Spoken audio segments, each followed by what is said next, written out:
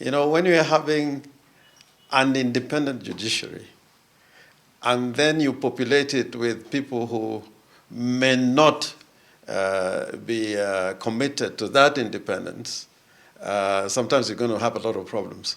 If you look at the structure of the Parliamentary Service Commission, it's basically 70–80% parliamentarians.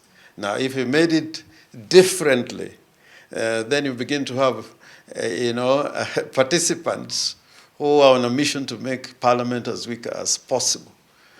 So that if you have a Judicial Service Commission in which the executive is largely in control, then it will not be any different from the old Judicial Service Commission, which was appointed by the president. It's not that it has never been there, but I know those who want that Judicial Commission to be changed are people who are overwhelmed by the direction towards independence that the Judicial Service Commission has taken. So I hope some of these changes may be so opportunistic, and we may kill the vision behind the Constitution of Kenya 2010. And finally, again, as a matter of addition, I think the responsibility is on the prosecution on these corruption cases. You know, when you are doing presidential elections, you go there ready. Like when we filed the presidential petition in 2017, we were ready to start the next day. But a lot of times you find in corruption cases, somebody is arrested with so much glamour and all that. And at the first appearance in court, if you ask the prosecution whether they have the witnesses, they have the statements ready, they'll say we need another 1 month or 2 months. So I think if that office was told, don't take anybody to court until you are ready to prosecute, then the job will be done. And if it is there in the law. In fact, under the Ethics and Anti-Corruption and Economic Crimes Act, those cases should not take more than 6 months. The law is already there, by the way. They are not allowed to take more than 6 months. But now most of them are running into more than a year or two. So again, it goes to the whole question about the rule of law.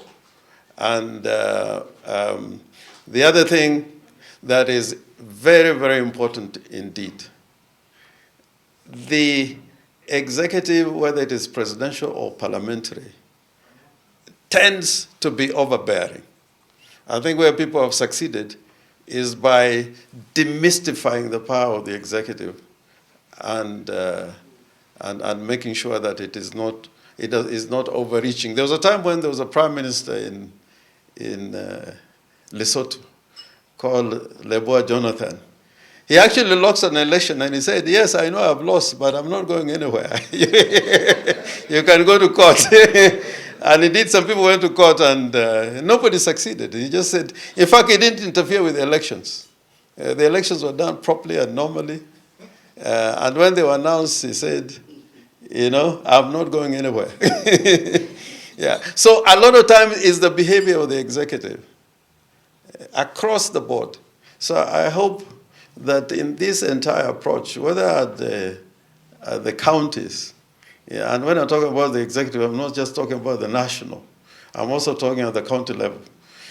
That deep state that runs things even when politicians make decisions arises out of a very powerful executive. And I think that's what we should watch. We should ask ourselves the question why Parliament and the party in South Africa are able to take the executive to account and remove a president or a minister, whereas here it is a very, very difficult task. If you summon a minister to the Senate cabinet secretary, it is a big issue here. It's a big issue. But go to the United States, you cannot dare override a subpoena, except in the age of Trump. So to make institutions work is not just about the laws, but about the rule of law becoming operative, so that nobody is above the law, we're all below the law. So on that note, we hope